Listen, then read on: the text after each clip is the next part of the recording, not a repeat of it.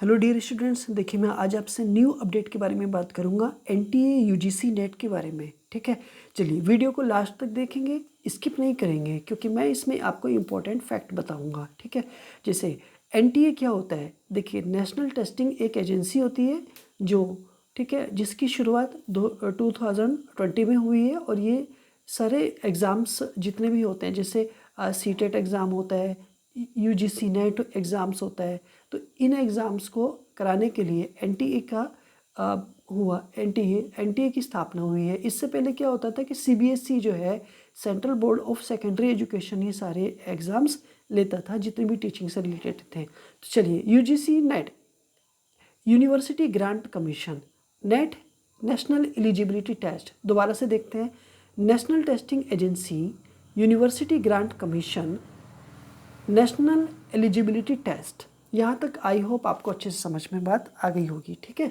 दिसंबर 2025 का नोटिफिकेशन है NTA.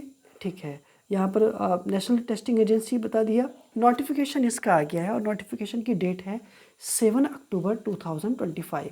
Application जो स्टार्ट होगा वो होगा 7 अक्टूबर 2025 को और लास्ट डेट जो है वो है 7 नवंबर 2025 को।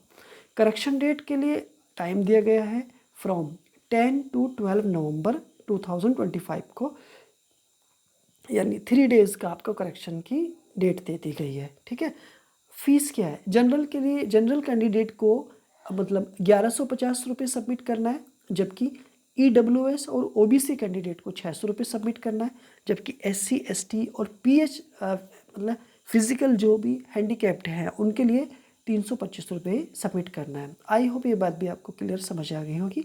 मैक्सिमम एज क्या है, वो 4 जेआरएफ के लिए है, आपकी उम्र 30 इयर्स मैक्सिमम मतलब होनी चाहिए। अगर आप उसके जेआरएफ अगर क्लियर करना चाहते हैं तो आपकी उम्र 30 इयर्स से ज़्यादा नहीं हो। लेकिन मैक्सिमम एज फॉर नेट के लिए कोई मैक्सिमम एज नहीं है, यहाँ पर आप अप्लाई करेंगे। ठीक है, पोस्ट का नाम क्या है, एनटीए यूजीसी नेट दिसंबर 2025 ये पोस्ट का नाम है।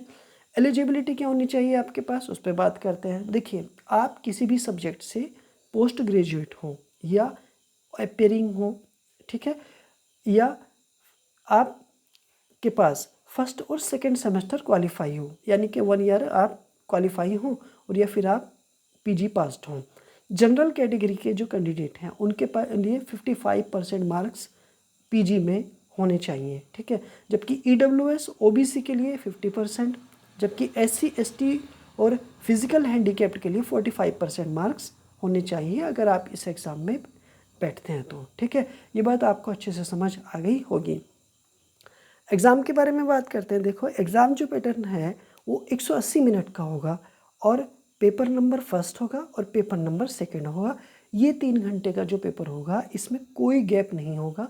ये पहली शिफ्ट होगी 9 से लेकर के 12 तक और दूसरी शिफ्ट होगी 3 से 6 बजे तक। ठीक है, चलो, ये पेपर फर्स्ट में 50 क्वेश्चंस होंगे, जिसमें हिंदी के क्वेश्चंस होंगे, कंप्यूटर के क्वेश्चंस होंगे, टीचिंग एप्टीट्यूड के होंगे, एनवायरनमेंट पर आधारित होंगे, कंप्यूटर पर आधारित होंगे और पैसेज दिए गए होंगे इस तरह से।